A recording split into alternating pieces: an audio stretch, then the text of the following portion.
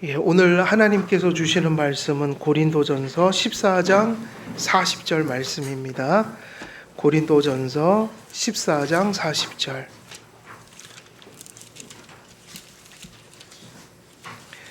우리 함께 읽도록 하겠습니다.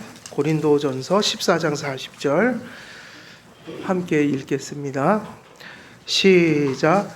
모든 것을 품위 있게 하고 질서 있게 하라. 아멘. 오늘은 4권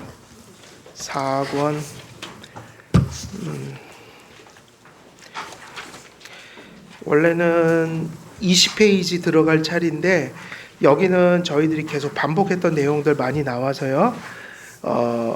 여기 생략하고 21페이지로 가서 이제 마지막 그 입법권 마지막 장을 이제 정리하도록 하겠습니다.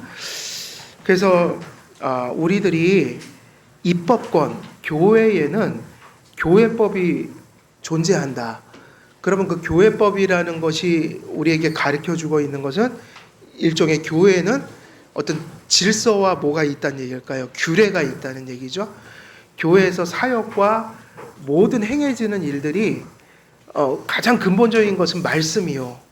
그리고 교리에 합당하게 사역해야 하고, 그리고 그것이 우리의 실제적인 예배와 교제와 사역과 봉사와 교회 안에서 예배하고 행하는 것들을 질서 있고 규모 있게 하기 위해서 만들어 놓은 것이 뭐냐면 교회 질서. 그것의 대표적인 예가 교회법이죠. 그래서 교회법은 우리들이 이제 계속 여러 시간을 걸쳐서 보았는데 가장 그 교회법을 세울 때 제일 중심된 원리, 그러니까 그 교회법이 하나님이 인정하시는 것이냐 그렇지 않은 것이냐를 우리가 판단할 때 그 교회법이 바르게 세워져야 하는데 그 바르게 세워지는 첫째 원리는 무엇에 근거한 것이었어요? 우리의 양심을 얘기했잖아요. 양심. 그러니까 교회법이 이것은 우리가 순복해야 될 법이다, 아니면 이것은 아니다를 판가름하는 기준은 뭐냐면 그 세워진 교회법이 하나님의 말씀에 위배되거나 그런 원리를 벗어나거나 하나님 말씀을 따라가는 우리의 예배와 삶 속에 그것이 반대적인 의미를 가질 때, 그럴 때 그것을 우리는 인정할 수 없다. 그러니까 양심이라는 것은 결국 뭐가 모든 것의 기준이라는 말을 설명하기 위해서 쓴 거예요. 하나님 말씀이 모든 것의 기준이다. 다시 말하면 우리의 양심 속에서 옳고 그름의 어떤 판단을 내리게 해주는 기준은 뭐밖에 없다는 거예요? 말씀. 근데 그거와 부딪힌다면, 그것에 충돌한다면, 그것에 반한 것을 얘기한다면 그것은 양심을 합당치 않은 것이 억압하려고 드는 것이죠. 왜냐하면 양심은 누가 주인이셔요? 하나님이요. 근데 이 말을 할 때 좀 조심스러운 것은 세상이 이 말을 쓸 때는 이 양심을 하나님 말씀에다가 두지 않고 내가 원하는 것대로 하는 걸 양심이라고 얘기를 해요. 내가 옳으면 옳은 거고 그르면 그른 거고. 그래서 우리는 그런 걸 의미하는 게 아니라 성경이 기준이 돼야 된다. 그러면 칼빈이 지금까지 얘기한 것은 두 가지를 다 조심해야 되는데, 하나는 뭐냐면 말씀에 위배된 법을 막 만들어서 성도들에게 그걸 지키지 않으면 지옥 간다라고 위협하는 로마 교회와 같은 모습이 돼서는 안 된다. 그래서 입법권을 개혁했죠. 근데 반대의 극단도 있어요. 또 많은 사람들이 이것을 오늘날 오히려 현대교회는 이쪽에 와 있는 거야. 지금 말씀드린 건 중세교회고 극히 어떤 일부 교회들 속에서 나오는 행태들이고, 대부분의 교회는 뭐가 문제냐면 질서가 아예 없는 거죠. 각자의 소견과 그 다수가 원하면 가는 거예요. 시대적 조류를 따라서. 그런데 그것이 무슨 의미냐면 하나님은 입법권을 두고 교회를 아까 말씀드린 것처럼 질서 있고 품위 있게 예배도 드리고 교제도 하고 사역도 해야 한다. 근데 오늘날 교회는 사실은 이게 더 많다는 거예요. 교회 질서가 아예 없는 거죠. 그래서 교회에서 사라지는 게 뭘까요? 치리가 사라지는 거예요. 치리는 언제 나타나냐면 다 골마 터져갖고 정말 이제 밖에다 뭔 얘기를 하기가 민망해하고 교회에서 이제 무슨 처리를 하죠. 그런 일이 벌어지기 전까지는 무슨 일이 일어나도 치리를 안 해요. 아까 그거 똑같은 현상이에요. 시험을 치를 때 그냥 통과시켜 줘야 되는 거예요. 떨어뜨리면 난리가 나는 거예요. 근데 교회가 관징을 잃어버렸다. 이거는 교회 표지가 희미해졌다는 얘기예요. 그래서 두 가지를 다 경계해야 합니다. 하나님의 말씀에 위배된 교회법으로 교회를 운영하는 일도 잘못됐고 교회 질서가 없는 교회도 잘못된 것이다. 그래서 원래 교회는 예배의 규정적 원리라는 걸 말씀드렸잖아요. 예배를 성경에 있는 것만 해서 순서를 넣어야 되고 성경에 위배된 것을 순서에 넣으면 안 된다. 그래서 저는 그거 철저히 확실히 얘기할 수 있어요. 열린 예배라는 건 그건 예배가 아니에요. 그거는 개념 자체가 잘못됐어요. 어떻게 구도자적인 예배가 있어요? 하나님을 아는, 이미 하나님을 믿겠다고 세례받고 결신한 자들이, 물론 안 믿는 사람들이 와서 전도를 받을 수는 있어도 예배의 본질은 언약 백성들과의 하나님과의 교제인 거예요. 그런데 그 예배의 순서들을 예배하기에 상관없는 무슨 연극하고 연예인 데려다가 막 노래 부르고 이걸 예배라고 한다? 그거는 인간이 고안한 거예요. 고안한 거. 그러니까 예배의 규정적인 원리에 따지면 그런 순서는 교회 예배에 절대 들어오면 안 되는 것들이에요. 우리 지금 주보는 예배의 규정적 원리를 따라서 세운 거예요. 교회들마다 조금씩 다르긴 해도 그걸 벗어나지 않게 만든 거예요. 예배하게. 그 예배의 규정적 원리. 교회가 교제하고 교회가 사역하고 봉사하고 이런 모든 것들이 질서 있고 품위 있게 되어야 한다. 결국 그것을 되게 온전히 하게 하기 위해서 교회는 뭐를 했냐면 입법권을 세웠다. 입법권을 적용해서 어떤 질서 속에서 교회가 모이고 행하고 예배하고 하는 것이다. 그래서 인간적인 전통들로 말미암아 사람들의 양심을 속박하는 이 전통은 좋은 전통도 있고 나쁜 전통도 있겠죠. 그런데 어디 전통을 얘기한 거냐면 로마 교회의 전통을 얘기했으니까 이 사람들이 만든 전통은 성경과 무관한 것들이다. 성경에 도움이 안 되는 것들이다. 심지어는 성경이 금한 것을 그 안에다가 담고 있는 의식들을 많이 만들어냈다. 그래서 천주교에서는 마리아를 숭배 안 한다고 하거든요. 항상 언제나 마리아를 숭배 안 한다고 그래요. 언제나 신보들하고 얘기를 하면 우리는 절대 신으로 그분을 섬기지 않아요 그래요. 그런데 그 말이 중요한 게 아니라 예배하고 생활하면서 그들의 실천 속에 예수님만 받을 수 있는 것을 마리아에게 돌리니까 그들이 그거를 숭배라고 하든 안 하든 그거는 숭배인 거예요. 예를 들면 누구의 이름으로 기도하면 안 돼요? 우리는 누구의 이름으로만 기도하나요? 그러니까 중보자는 성경에 하나요 그랬잖아요. 하나. 근데 천주교는 마리아의 이름으로 기도를 한단 말이에요. 그러니까 마리아는 기도를 받는 대상이기도 해요. 그래서 여러분 우리 개신교회는 그것도 좀 민망한 일인데 기도할 때 꼭 그렇게 해야지 들어준다고 믿거든요. 주여 삼창합시다. 그 삼창을 해야 돼요. 그 차라리 백창을 하시죠. 왜? 백창하면 더 잘 들어요. 꼭 삼창만 해. 또 많이 하면 귀찮으니까. 근데요, 삼창 해도 되고 안 해도 되죠.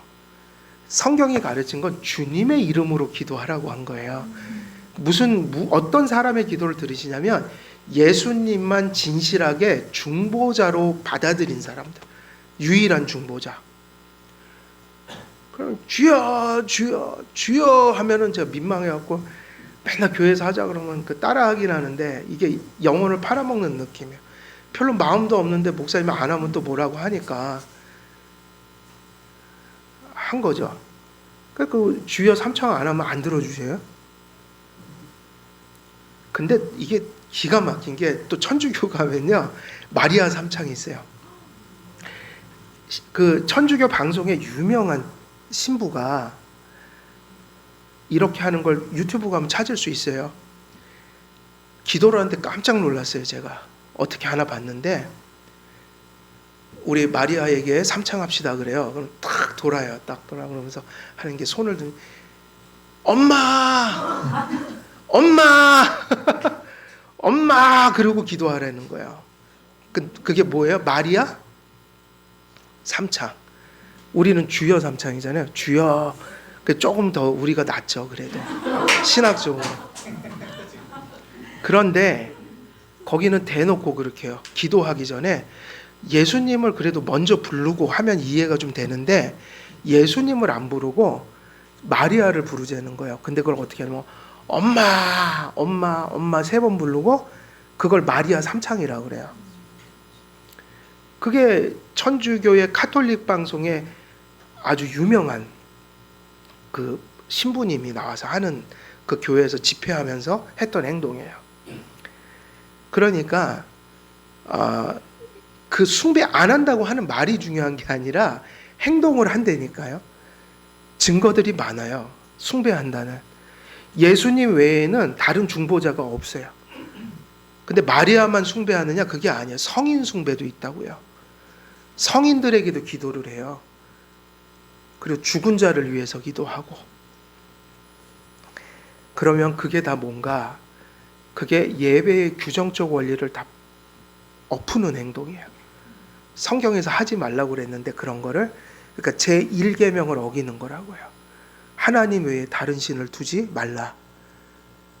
말은 아니랬는데 행동은 신에게 하는 행동을 마리아에게 돌리고 있다고요. 그래서 그들은 해명해야 돼요. 자기들이 숭배 안 한다는 거를 납득되게 해명을 해야 되는데 제가 볼 때는 해명을 못해요. 말이 그런 거지. 숭배 안 한다. 그래서 그게 뭐냐? 우리가 그런 짓을 여기서 하게 되면 여러분에게 제가 뭐를 지금 억압하게 되는 거예요? 양심을. 왜냐하면 성경에서 하나님께서 아니라는 것을 하라고 하는 꼴이 되니까 여러분의 양심을 성경 말씀에 벗어난 것이 지배하도록 만드는 거. 이게 중세에 개혁해야 되는 이유가 됐던 거예요. 그래서 이런 사람들의 양심을 속박하는 병폐를 들은 많은 사람들이 그 반대의 극단으로 치우쳐. 그러니까 이런 것을 중세에 많이 경험하니까 또 세상에는 교회 안에는 어떤 대로 치우치는 일이 벌어진 거예요. 잘못된 교회법 때문에 교회법을 없애자. 그러니까 항상 우리는요 이런 성향이 있어요. 그러니까 뭐냐면 율법주의가 나타나면 뭐가 반드시 나타나는 것 같아요. 율법 폐기론. 율법 폐기론이 또 막 일어나잖아요. 그럼 어떤 사람들이 많이 일어날 것 같아요? 율법주의자들이. 그러니까는 성경적인 것을 사람은 잘 못 찾아가요. 이런 게 나타나면 이런 대로 막 치우치고 일로 가면 일로 가버리고. 그러니까 우리는 무언가 잘못된 것을 보고 비판하거나 그걸 바로잡으려고 할 때 조심해야 돼요. 왜 그렇죠? 항상 우리는 어떤 잘못된 것을 보면 이쪽 것으로 이것을 해결하려고 한다고요. 극단적이 돼요. 그러니까 항상 이게 중요해요. 성경적으로 가려고 노력을 해야 되는 거야. 뭔가 잘못된 게 보이면 그것에 대한 잘못됐다라는 분별도 그것을 바로 잡으려고 할 때 우리의 판단도 항상 성경적으로 가야만 극단을 피할 수가 있어요. 세상은 다 그래요. 그러니까 지금 세상이 이게 정치적 이데올로기도 딱 양극화되어 있잖아요. 보면은 부분적인 진리는 다 공유하고 있다고요. 이쪽에서 틀린 게 이쪽에 조금 맞기도 하고 저쪽 틀린 게 이쪽에서 맞으니까 이게 맞는 건 맞으니까 서로 같이 공유해야 되는데 공유하지 않으려고 하죠. 무조건 극단으로 가야지 세상은 직성이 풀린다고요. 그러니까 교회법을 악용하고 남용하는 일이 발생하면 교회법을 없애자는 쪽으로 가는 게 보통이에요. 그러니까 지금 우리가 힘든 게 뭐냐면 지금 대부분의 이 개혁을 부르짖는 사람들이 되게 성경적이지 않은 개혁을 부르짖어요. 그러니까 교회 목사들이 잘못하고 교회가 뭔가 부패하고 그러면 그걸 성경적으로 가져가야 되는데 요즘에는 가나안 교인이 생기고 그리고 또 그분들이 모이면 어떤 교회를 만들 것 같아요? 이런 질서가 없는 교회. 목사, 장로, 집사 이런 거 다 없앱시다. 직분. 그런 거 다 없앱시다. 교회, 질서, 법 이런 거 없앱시다. 민주적으로 갑시다. 모든 거를. 근데 그런 교회는 성경에서 얘기한 적이 없어요. 그러니까 개혁이라는 게 어떻게 가요? 한쪽에 뭐가 생기면 반대 극단으로 간다. 그러니까 여기서도 똑같은 일이 발생하는 거야. 로마 교회가 하도 지독하게 그걸 악용하니까 또 제세례파 같은 사람들은 뭐를 없애자고 그래요? 교회법 같은 거는 인간이 만든 거다. 없애자. 근데 말이 안 되는 게 질서가 없는 공동체가 이 세상에 존재할 수 있냔 말이에요. 그런 교회는 존재할 수가 없어요. 그래서 항상 무엇인가를 비판하고 그것의 정도를 찾아갈 때, 대안을 마련할 때는 성경으로 가야지 성경적인 중심을 잡지 못하면 항상 이거에 대한 반대 극단을 만들어 놓게 되는 거예요. 지금 우리가 지금 살아온 세상 역사가 그렇지 않아요? 19세기에 이제 자본주의 생기고 또 이것에서 뭐가 병폐가 나오니까 극단적인 사상이 나오죠. 다 뒤집어 엎죠. 그게 뭐예요? 그게 공산주의 아니에요? 그 정치적 공산주의, 실제로 정치화했던 공산주의, 실천적 공산주의, 레닌 사상 뭐 이런 거, 모태동 사상. 근데 그게 옳은 거냐? 그거 옳지 않아요. 수단과 방법도 없고 다 죽이고 막 이러는 거. 문화혁명 때 얼마나 많은 사람이 죽었어요? 그거는 미친 짓이에요, 그거는. 근데 보면은 항상 다 그래요. 극단으로 가요. 이게 뭐가 잘못되면 좋은 쪽으로 고쳐야 되는데 사람은 그렇게 하기가 힘들어요. 그래서 항상 우리는 조심할 것이 개혁이라는 것은 때려 부시는 것도 아니고 그런 게 아니에요. 개혁은 제자리로 돌아가는 거예요. 그러니까 뭐가 없으면 개혁이 아니에요? 성경이요. 성경이란 기준이 없으면 리포메이션이 안 돼요. 성경으로 돌아가는 게 개혁이다. 여러분의 삶도 마찬가지입니다. 내가 뭘 회개했다. 내가 뭐 잘못한 걸 경험했다. 그러면 그걸 고친다는 게 성경으로 가는 게 아니라 또 나의 감정으로 가서 자기 생각에서 고친다고 고쳤는데 그 반대 극단으로 가는 거예요. 이해되시죠? 무슨 얘기인지. 개인도 똑같은 거예요. 뭔가 회개했다는데 가만히 보면 또 이상한 짓을 하고 있어요. 이전에 이걸 막 하고 있으니까 그 사람은 성경으로 돌아간 게 아니라 자기의 생각과 본성으로 또 판단하니까 어디로 가겠어요? 성경이 아니라 이렇게 행동했던 거에 대한 극단. 거기에는 고침이 없다고요. 그게 성화인 거예요. 성경으로 돌아가는 거. 내가 뭘 잘못했다? 어디로 돌아가야죠? 내가 원하는 나의 모습이 아니라 성경이 얘기하고 있는 나의 모습. 그러니까 항상 하나님의 말씀이 중요한 역할을 하게 되는 거예요. 그래서 한쪽에서는 사람들의 양심을 속박하는 그러한 잘못된 교회법의 남용이 있었다면 한쪽에서는 또 극단으로 치우쳐서 교회의 질서를 세우는 모든 법을 부정하는 잘못을 저지르게 됐다. 이러한 오류가 일어나는 이유는 하나님의 말씀과 인간적 전통의 차이가 언뜻 보기에 분명하지 않기 때문입니다. 그래서 여러분, 이단들이 항상 정통교회 비판할 때 그러니까 수법이 똑같더라고요. 그 요즘에 최고 유행하는 이단들이 저는 경험했잖아요, 지난번에. 처음 꺼내면서 말을 꺼낼 때 쓰는 게 뭐냐면 바리새인들을 끄집어내요. 정통 교리가 바리새적인 교훈이라는 거야. 항상 그렇게 시작을 해요. 일단 부정할 때 이유가 바리새적이다. 그러니까 정통적인 건 다 바리새적이라는 거죠. 근데 그렇지가 않단 말이에요. 하나님의 말씀과 인간적 전통의 차이가 언뜻 보기에 분명하지 않기 때문이다. 그래서 로마 교회는 전통적이에요, 아니에요? 로마 교회 전통적이죠. 시간도 오래됐고 가장 우리보다 앞서잖아요. 중세니까. 우리가 뒤에 나왔잖아요. 개신교가. 그 시간으로 따지면 전통적인 건 누구냐면 로마 교회. 그러니까 이렇게 싸잡아가는 거야. 로마 교회에서도 전통을 강조했잖아. 우리가 교리를 얘기하면 그것도 전통이다 이거예요. 바리새인들이 전통을 쫓아갔다. 근데 죄송하지만 우리는 전통을 쫓아간 적이 없어요. 말씀을 쫓아갔고 말씀에 대한 앞서냐 뒤서냐가 아니라 그게 옳으냐 그르냐는 거예요. 타당하냐 타당하지 않냐. 타당한 것이 교회의 역사 속에서 검증된 교리들을 전통, 트레디션이라고 하지 않고 올소독스, 정통이라고 한다. 정통의 의미는 옳은 거다 이 얘기예요. 그게 더 좀 추가 발언을 하면 그것은 검증되고 보편교회에서 옳다고 인정받은 내용들이다. 성경 해석이다. 그러니까 로마 교회가 그렇게 되다 보니까 뒤에서 나온 사람들이 전통 따라가는 건 잘못된 거야. 그럼 뭐든지 교리 얘기하면 전통이야. 전통이야. 다 부셔버리는 거야. 근데 이단들이 그 짓을 하고 있더라고요. 우리가 바른 얘기를 할 때 항상 그걸 뭐 카테고리에다 집어넣으려고. 전통이야 그거.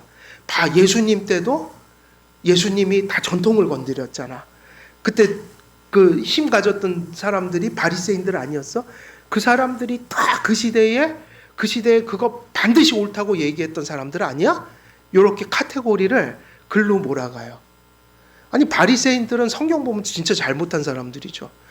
구약을 보면서 예수님을 발견 못했잖아요.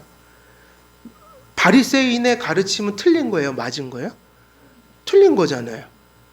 그 사람들은 전통적이었을지는 몰라도 정통적이진 않다. 정통은 누구셔요? 예수님이시죠. 구약을 바르게 해석해 주셨잖아요.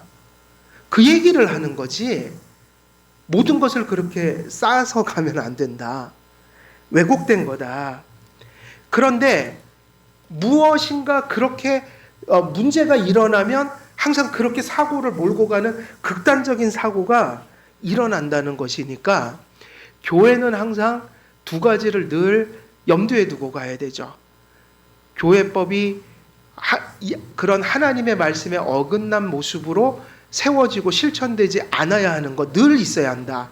또 언제나 늘 이것을 염두에 둬야 돼요. 언제나 사람 속에는 교회 질서를 이렇게 부정하는 극단적인 마음도 많이 들어 있어서 그런 질서 있게 행하는 것을 좋아하지 않는다. 항상 이것은 어떤 교회에서나 양쪽이 다 일어날 수 있는 거야. 이 두 가지를 언제나 경계하고 가야 된다는 거예요. 언제나 율법주의가 있으면 율법 폐기론이 있는 것처럼 언제나 우리는 이거를 경계하고 가야 돼요. 그리고 저는 설교할 때 자꾸 말이 길어져요. 율법 얘기가 나오면 율법주의도 다 얘기하고 그리고 율법 폐기론도 항상 얘기해요. 왜냐하면 두 가지는 언제나 같이 있기 때문이에요. 그래서 이 둘 사이에 유사함에 속는 일이 없어야 합니다. 그러니까 뭐를 속지 말라는 거죠? 정통과 전통은 상당히 다른 것이다. 전통은 잘못될 수도 있고 좋은 전통일 수도 있어요. 칼빈은 이러한 구분 안에서 교회법이 왜 필요한지 논증합니다. 이제 균형을 잡아놨어요. 이런 것은 이래서 안 되고 그렇다고 해서 교회법이 없어도 안 되는 거야. 이제 균형을 잡아놓고 그러면 칼빈이 이야기하고 싶은 건 무슨 얘기일까요? 성경적인 교회법이 교회에 반드시 있어야 한다는 얘기를 하고 싶은 거예요. 먼저 모든 인간 사회에는 공동의 평화를 함양하고 공공의 미풍양속과 인간성 자체에 관련된 것들을 행하기 위해서 언제나 효력을 발하는 어떤 전례가 있어야 합니다. 이거 되게 중요한 얘기인데 일단은 신학적인 것을 얘기하든 안 하든 교회에는 한 사람이 있습니까? 여러 사람이 모였습니까? 다시 말하면 교회도 하나의 사회라는 얘기예요. 한 사람 이상이 모였을 때 반드시 거기에는 뭐가 있을 수밖에 없어요? 질서요. 여러분, 교회는 고사하고 실제로는요, 가정에 몇 명, 요즘에는 뭐 가족이 또 작잖아요. 2명, 3명. 그죠? 근데 자녀가 보통 있다고 전제를 하면 최소한 3명이에요. 근데 그 가장 작은 단위가 가정이잖아요. 근데 가정의 질서가 있어야 합니까? 없어야 합니까? 있어야 돼요. 그래서 하나님은 아버지와 어머니를 주신 거예요. 가정을. 짐승들은 그렇게 모여 살지 않는 짐승들도 많아요. 그죠? 라면은 그냥 혼자 독립해서 어렸을 때 그 새끼 때 그냥 놓고 날아가고 뭐 이런 새도 있고. 그죠? 뻐꾸기는 남의 거의 뻐꾸기인가요? 뻐꾸기 맞아요? 예? 예, 남의 둥지에다가 알 놓고 도망가고. 근데 하나님이 가정을 지으실 때 그 세 사람이 모여서 뭐 많으면 뭐 5사람, 요즘에 아이들 2-3명 나니까 많아봤자 6식구거든요. 근데 가정의 질서가 절대적으로 필요한 거예요. 왜냐하면 그 질서 때문에 양육이 되는 거예요.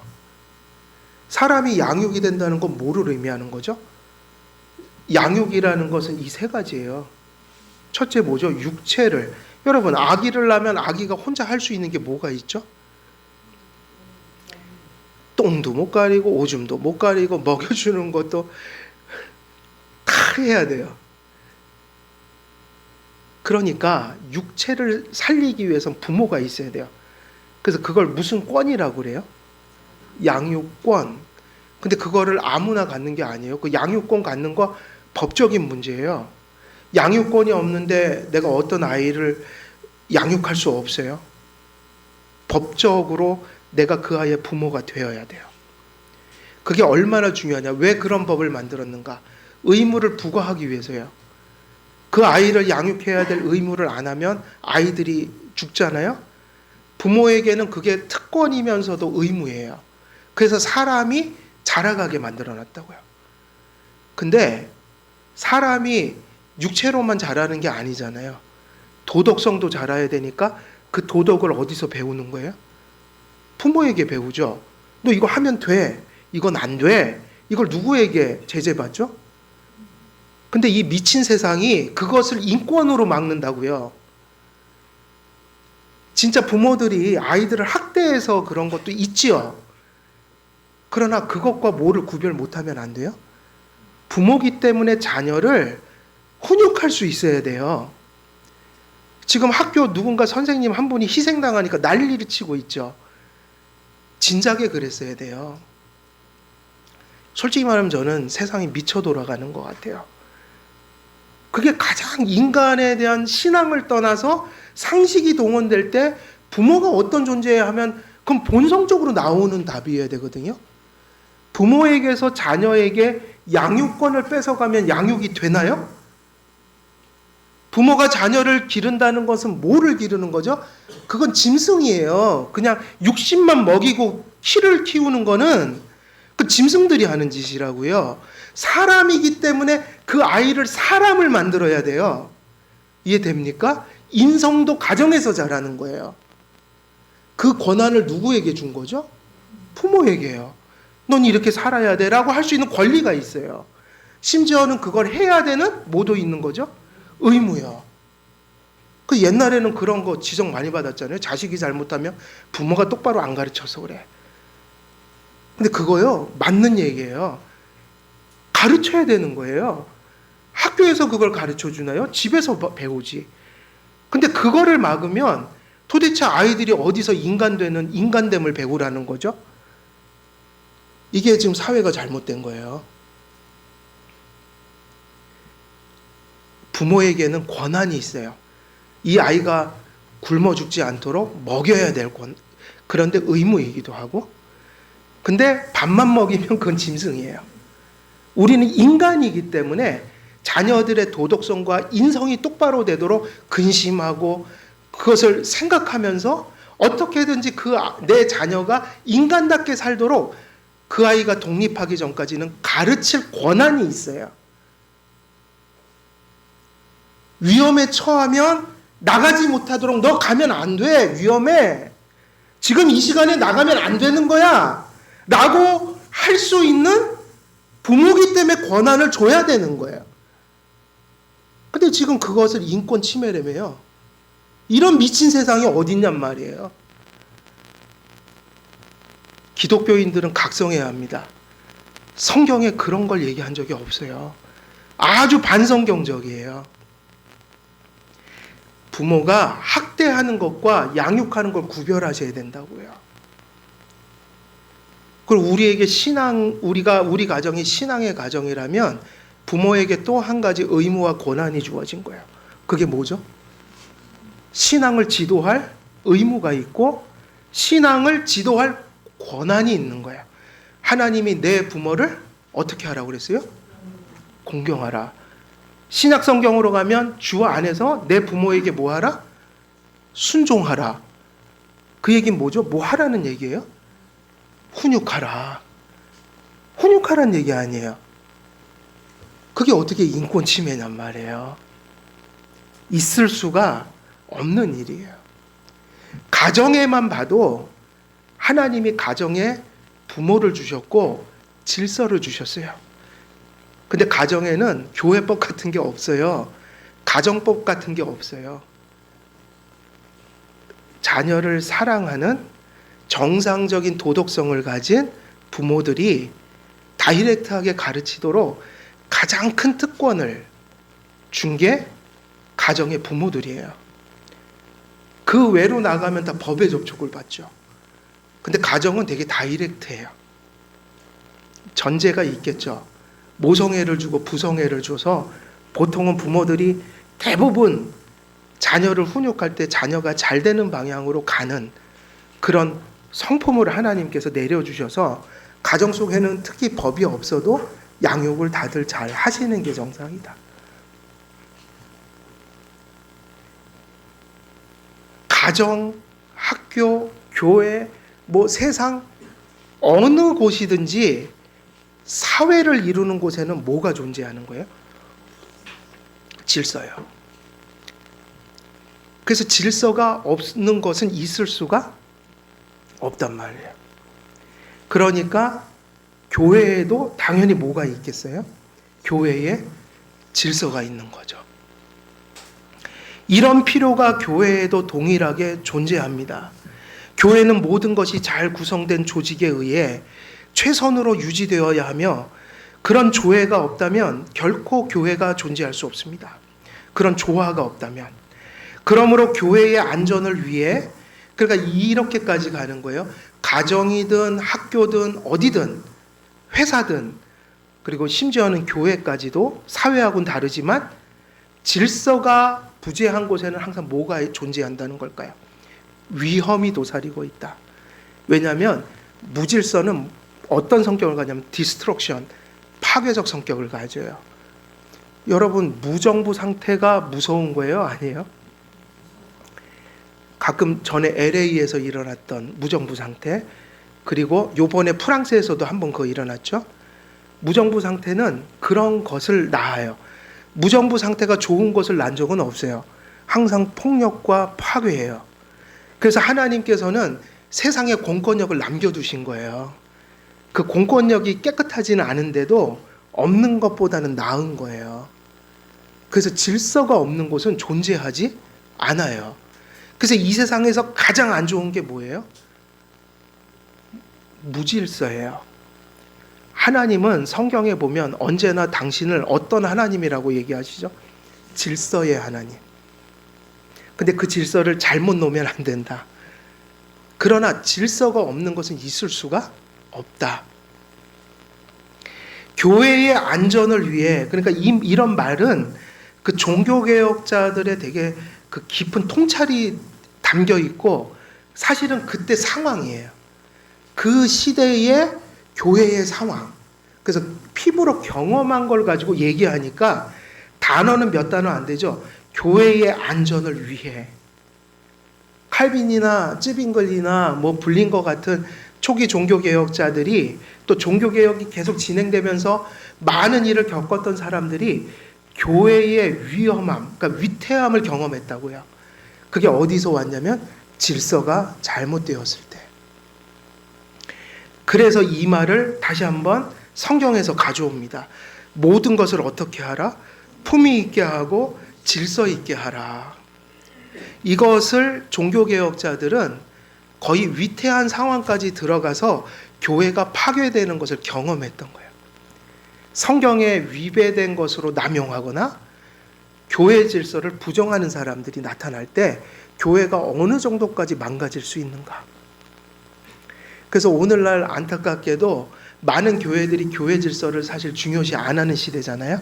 그러다 보니까 저는 이렇게 보면서 교회들이 많은 문제가 있을 때 저 교회의 교회 질서가 만일 잘 세워져 있었다면 저 지경까지는 안 갔을 텐데 하는 판단이 많이 올 때가 있어요. 교회 질서가 바르게 서 있었으면 당하지 않았을 어려움들이 있었다. 그래서 사람들의 관습에는 다양성이, 사람들의 영혼에는 가변성이, 사람들의 판단과 천품에는 큰 분쟁이 내재 있다. 그러니까 이거는 뭐를 조종하는 걸까요? 교회에 왜 하나의 질서가 있어야 하냐면 사람들은 모두가 저마다 한결같이 어떻다는 거예요? 다양성, 다양하다. 근데 모든 사람이 각자의 다양성으로 교회를 운영하자고 들면 할 수 있나요, 없나요? 교회 자체가 안 돼요. 우리나라의 그 속담 중에 그거 있죠. 사공이 많으면 어디로 가요? 산으로 가는데 우리는 안타깝게도 모두가 달라요. 다 그냥 잘 일치하거나 하나 될 수 있다면 그것은 괜찮겠지만 실제로 사람은 모두가 다양하다. 생각만 다양한 게 아니에요. 모든 게 다 다양해요. 그래서 이 다양성을 극복하려면 질서가 필요하다. 그러니까 다양성이 존재하면서도 그 다양성이 조화로 바뀌기 위해서는, 그러니까 다양성을 없애는 건 나쁜 거예요. 획일화는. 근데 다양성을 유지하면서 다양성이 조화를 이루어서 좋은 것이 되기 위해서는 다양성이 무엇 아래 들어가야 되죠? 질서 안에 들어가야 돼요. 그리고 사람들의 영혼에는 이것도 있어요. 사람들은 다양할 뿐만 아니라 어떻죠? 가변성. 모두가 순간순간 변해요. 생각도 바뀌고 조금 전에 좋았던 게 갑자기 싫어지기도 하고, 그러니까 우리들 자체가 끊임없이 가변적이다. 계속 가변적이기 때문에 이 가변성을 쫓아가게 되면 어떻게 될까요? 또한 공동체가 유지될 수가 없어서 뭐가 필요하냐면 질서가 필요하게 되는 거죠. 그 다음에 이제 사람들의 판단과 천품에는 또 뭐가 있죠? 큰 분쟁이, 그러니까 우리는 분쟁의 요소를 많이 담고 있다는 거예요. 사람이 모이면 뭐를 잘해요? 사실은 분쟁을 잘 한다. 그래서 다양성, 가변성, 그리고 분쟁을 잘 일으키는 우리의 천품 때문에 무엇이 필요하냐면 질서가 필요하다. 확실한 법이 제정되어 있지 않으면 어떤 제도도 충분히 확고하지 않을 것이며, 어떤 형식이 수립되어 있지 않으면 어떤 전례도 지켜질 수 없을 것입니다. 이런 이유로 교회는 유익한 법을 세워야 합니다. 그래서 성경에 직접 얘기했던, 함축되어 있던, 성경에는 없지만 그것이 바로 이 품위 있고 질서 있게 하는데 유익이 된다면 뭐를 만들어야 되는 거예요? 법을 세워야 한다. 법이 와해되면 교회 전체가 그 자체의 힘줄에서 잘려나가서 기형이 되고 흩어지고 만다. 그러니까 이 교회의 법을 뭐로 봤냐면요, 이 교회 질서를, 그러니까 어떤 교회에 질서가 있다는 것을 칼빈은 늘 이렇게 표현해요. 반복해서 힘줄이라고 표현해요. 여러분, 우리가 뼈가 든든하고 내장도 튼튼한데 힘줄이 잘려나가면 어떻게 되나요? 운동이 안 돼요. 그러니까는 각 기관들을 연결시켜주고 그것이 힘있게 조화돼서 뭔가 이렇게 나아갈 수 있는 거 하는 게 힘줄이잖아요. 근데 교회 질서가 뭐냐면 그것을 힘줄이라고 표현했어요. 교회 질서가 없다면 모든 그 진행이 멈춰지는 거예요. 이게 사회도 똑같다고 그랬죠. 사회가 어느 순간에 무정부 상태에 들어가면 사회의 역할이 어떻게 되나요? 기능이 멈춰버려요. 그냥 멈춰버려요. 그래서 질서는 사람들이 모인 곳에 모아갔냐면 각각 다양하고 가변적인 그러한 사람들이 모인 곳에서 힘줄과 같은 역할, 다시 말하면 연결시켜주고 그것들을 힘있게 움직이게 하는, 근데 어떻게 움직이게 하냐면 조화롭게 움직이게 하죠. 그것을 법이 역할하고 있는 것이다. 그래서 법이 와해되면 교회 전체가 그 자체의 힘줄에서 잘려나가서 기형이 되고 흩어집니다. 그래서 이제 목사님들과 대화를 하면 목사님들 대화가 거기까지예요. 항상 교리까지, 말씀과 교리까지 깨끗하면 되는 거 아니야? 굳이 교회 질서까지 갈 필요가 없어. 이렇게 얘기를 한다고요. 꼭 그쪽으로 가면 꼭 큰일 날 것처럼 되게 무서워해요. 그걸 힘들어해요. 근데 그렇게 되면 칼빈의 얘기대로 하면 그게 어떤 교회인 거예요? 힘줄이 잘려나간 거예요. 그러니까 그 다양성을 많은 사람들이 모여서 이루어진 그것을 조화롭게 할 수 있는 힘이 없는 거예요. 근데 조화롭게 되려면 늘 만장일치가 돼야 되거든요. 근데 사람은 그럴 수가 없어요. 교회의 질서와 품격은 교회를 하나로 묶는 고리와 같은 규율들로 충족됩니다.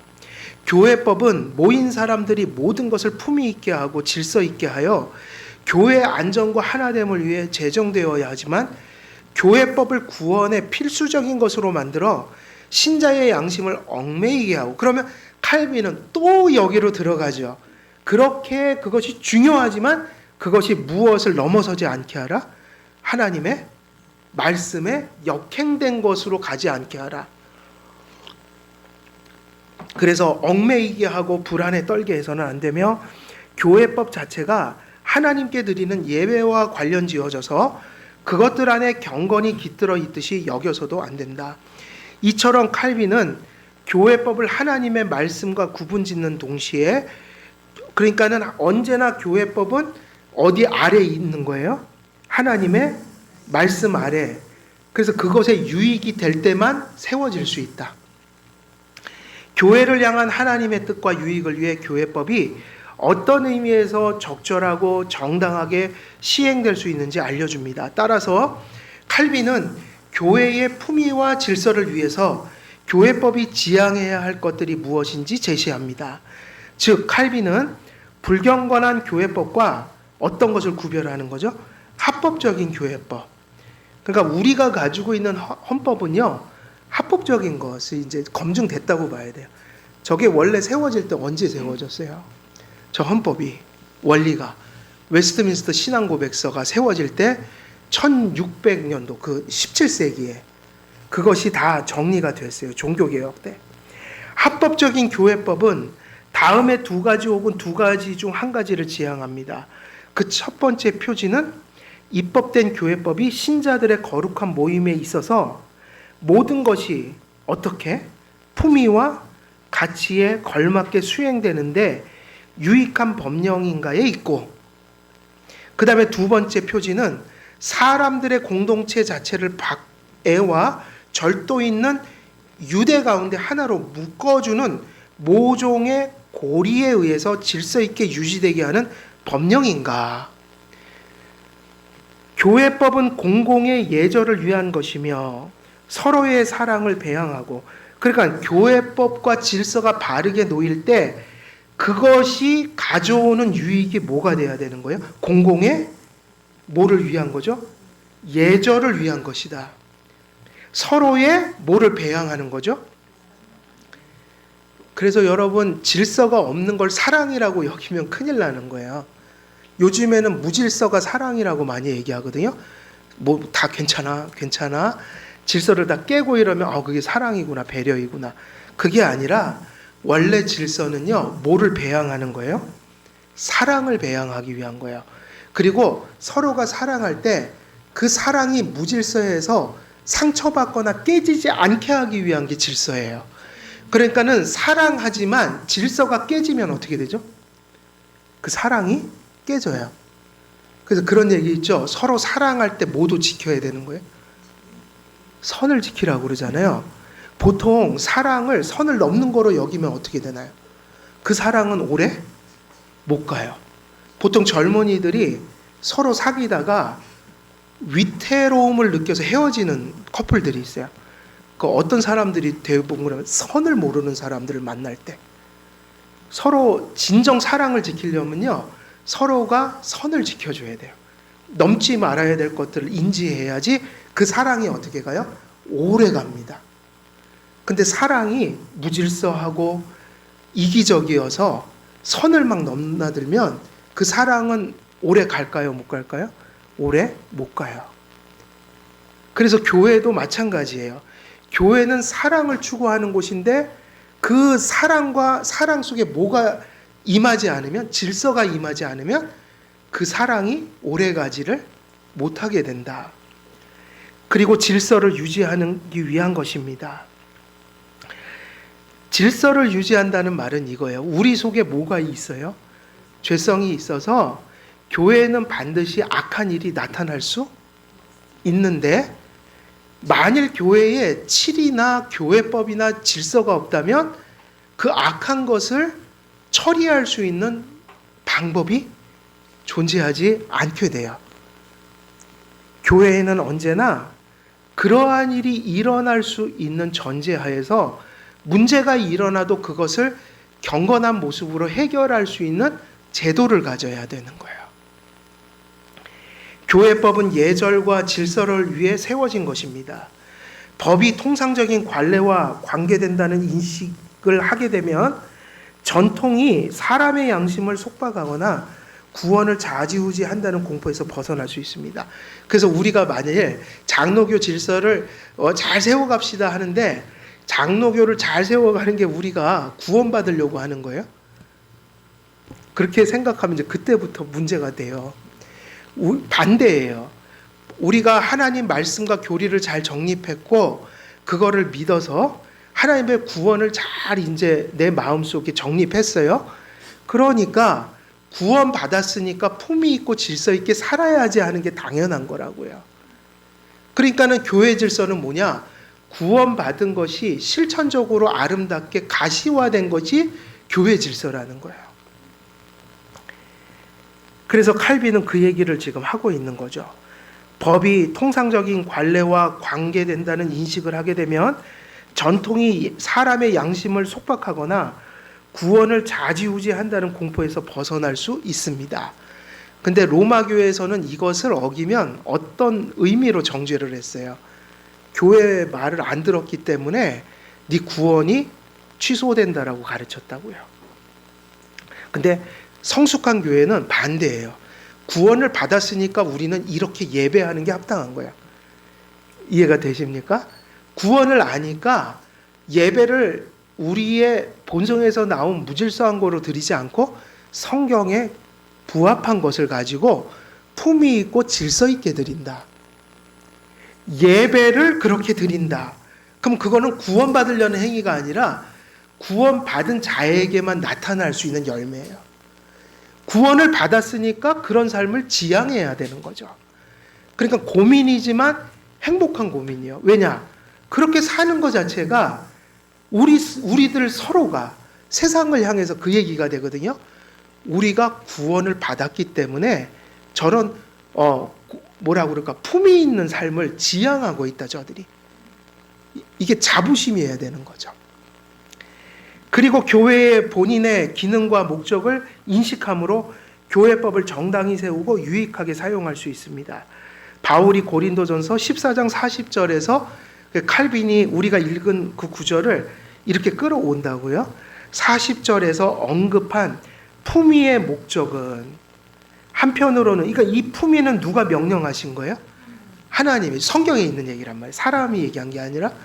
품위의 목적은 한편으로는 거룩한 것들에 대한 경의를 진작시키기 위해서 의식들을 사용함으로써 그런 보조 수단을 통하여 깨어나 경건에 이르도록 돕는 데 있고, 한편으로는 모든 기품 있는 행위에 필수 수반되어야 하는 절제와 품격이 그곳에서 최고로 빛나게 하려는 데 있습니다. 또 질서는 그 지향점이 먼저는 주관하는 자들이 올바르게 다스리는 규범과, 그래서 여기서 주관하는 자들은 뭐냐면 이건 칠의회를 가리키는 거예요. 법을 집행하는 것은 세상의 법관들이나 뭐 의회의 입법자들이 하는 것처럼 교회에서 이 법을 주관하는 건 누구예요? 칠의회예요. 개교회는 목사와 장로의 회예요. 회. 그리고 이게 넓어지면 노회, 총회. 그들이 그런데 어떻게 다스리냐면 올바르게 다스리는 규범과 법을 알게 하고, 다스림을 받는 일반 백성은 하나님에 대한 순종과 올바른 권징에 그들 자신을 맞추도록 하는 데 있고, 그래서 칠의회가 말씀과 교회법에 대해서 올바르게 그거를 수행함으로, 자의적으로 하는 게 아니라 그것을 수행하여 올바르게 목양을 수행할 때, 그리고 둘째는 교회의 상태를 질서정연하게 해서 평화와 평온을 마련하는 데 있습니다. 그래서 품위와 질서는 장로교회에서 칼빈이 이러한 정신으로 적용을 했던 거예요. 앞에서 언급했듯이 교회법을 남용하거나 교회법의 남용을 보면서 교회법 무용론을 주장하는 극단적 태도는 모두 잘못된 것입니다. 그러므로 교회법을 바르게 세우고 바르게 운용해야 합니다. 교회법을 입법할 때 그 법령들은 하나님의 권위에 기초하고 있어야 하는 동시에 성경에서 도출된 것들이어야 합니다. 그러니까 교회법이 하나님의 말씀과 충돌하면 안 되는 선에서 만들어야 된다는 거예요. 예를 들면 엄숙한 기도를 드릴 때 무릎을 꿇어야 한다는 것은 사람이 만든 법령이면서 하나님께서 주신 것입니다. 칼빈은 이러한 법령은 사도가 우리에게 돌보고 지키라고 지시한 품위와 관계되며 유익하기에 하나님께서 주신 법으로 여겨도 되지만, 말씀에 분명히 진술되어 있지 않고 사람들이 일반적으로 받아들이는 것으로 법을 만들었다는 점에서 사람이 만든 것입니다. 그러면 이런 예를 한 가지만 듣고 마칠게요. 시간이 많이 지났으니까. 우리가 주보를 보면요, 이런 게 다 규례예요. 예배를 드릴 때 우리는 이제 어디서 일어나야 되고 어디서 앉아야 되는지가 다 인지하고 계시잖아요. 주보에는 일어나라 명령을 하고 또 앉으세요라고 지시를 하고 있어요. 그러면 이것이 성경에서 이렇게 명령하지는 않았지만 우리가 이렇게 하는 것은 그것이 일어남으로 인해서 그 순서에 되게 적합한, 예를 들면 예배학적으로 보면 그게 하나님 앞에 어떤 것을 행할 때는 되게 중요한 것은 일어남으로 예의를 표하는 것이거든요. 근데 하루 종일 일어서 있을 수는 없잖아요. 그러니까 처음에 그렇게 했다가 어느 순간부터는 또 앉으라고 되어 있는데, 이런 상황에서 일어날 수도 있고 앉을 수도 있는데 일어나는 게 유익해요. 그게 틀린 게 아니에요. 말씀을 위배하지도 않고 오히려 하나님을 경외하는 걸 잘 표현할 수 있는 어떤 순서로 들어와 있어요. 그런데 이것이 각자에게 맡겨진다면 예배 시간에 어떻게 될까요? 일어나고 앉는 것이? 어떤 분이 일어나실 때 또 어떤 분은 앉아버리고, 이렇게 하면 예배가 산만해서 될 수가 없으니 이것을 하나의 어떤 질서 속에서, 그것이 성경에 위배된 것이 아니라면 하나님께 경의를 표할 만한 그 정당한 어떤 내용들을 가지고 있는 부분에서는 주보에다가 일어나 주세요라고 당회에서 결정을 해서 그런 예배 순서를 정할 수가 있는 것이라 이거예요. 그래서 그것이 예배의 유익이 된다.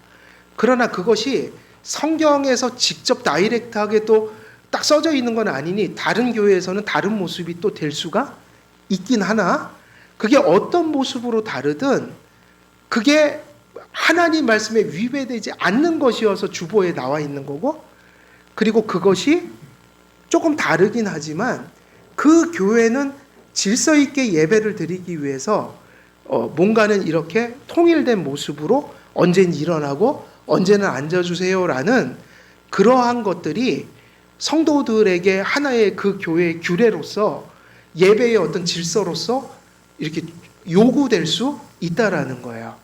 그럼 여러분들이 이것을 일어나고 앉을 때 그걸 하나님의 말씀하고 동일하게 여기나요? 라고 하면 그건 아니라는 건 알죠? 그렇게 하면 그게 미신이 되는 거예요. 그러나 그것이 성경에는 없지만 그렇게 함으로 우리가 통일되게 예배를 드리는데 유익하고 또 하나님 앞에 경외심을 그렇게 표현하는 것이 성경에 전혀 문제가 안 되니 유익해서 교회가 그렇게 정할 수 있는 선이다. 그러면 그것을 우리는 순복해서 같이 해주는 거죠. 순복해 주는 거죠. 그러면 여기서 그 태도는 말씀하고 이걸 동일하게 여기진 않지만 교회에서 예배할 때 여러 사람이 모였기 때문에 품위 있고 질서 있게 하기 위하여 그런 규례를 만들고 또 함께 따라가 주는 것이다. 그러니까 본연의 교회의 규례의 위치에서 그걸 해석하고 또 거기에 맞는 순복을 적절히 해주는 거죠. 그런 것들을 이게 사고하는 것이 되게 교회에서 중요하다. 그러니까 예를 들면 그렇게 할 때 이거 하나님 말씀하고 거의 동등한 마치 이걸 어기면 지옥 갑니다. 이런 식으로 하는 것도 잘못된 거지만 아니 성경 어디에 뭐 주보 순서에 있는 이런 게 성경 어디 있는지 좀 찾아주세요 목사님. 제가 그러면 따라갈게요 이러면 그것도 지금 교회법이 뭔지를 모르고 있는 거죠. 가끔은 그런 분들이 있어요. 그게 성경 어디에 있냐고. 성경에는 없죠. 그러나 성경의 원리 속에서 성경에 유익이 되도록 예배할 때 그런 것들이 충분히 들어올 수가 있는 거예요. 그러니까 그런 교회법의 원래의 목적, 유익, 그리고 교회법이 하나님 말씀 안에서 어디쯤 서서 어떻게 역할해야 하는가, 그걸 이해하는 게 이제 교회법, 그런 질서들을 이해하는 가장 중요한 그 어떤 핵심적인 포인트가 되는 거죠. 그래서 오늘 교회법 여기까지 하고 시간이 많이 지났으니까 또 다음 주에 조금 남았네요. 더 다음 주에 마저 하도록 하겠습니다. 제가 기도하겠습니다. 은혜로우신 아버지 하나님, 오늘도 교회 질서에 대하여 또 서로 나누었습니다. 칼빈이 또 하나님의 말씀에 비추어 교회가 품위 있고 질서 있게 규례를 만들어 또 순복해야 함을 또 이야기할 때 세상 역사 또 교회 역사 속에서 끊임없이 발생했던 그 법의 남용과 또 법의 부정을 우리가 또 피하여 하나님의 말씀에 부합한 모습으로 교회의 질서를 세워가는 그런 한길교회 될 수 있도록 주께서 선히 인도해 주옵소서. 그래서 우리가 믿은 말씀과 또 참된 교리들이 교회의 질서 속에 반영되어 성숙한 모습으로 실천되어지는 그런 큰 축복을 받아 누릴 수 있도록 또한 하나님 함께해 주옵소서. 감사드리오며 우리 주 예수 그리스도의 이름으로 기도드리옵나이다. 아멘.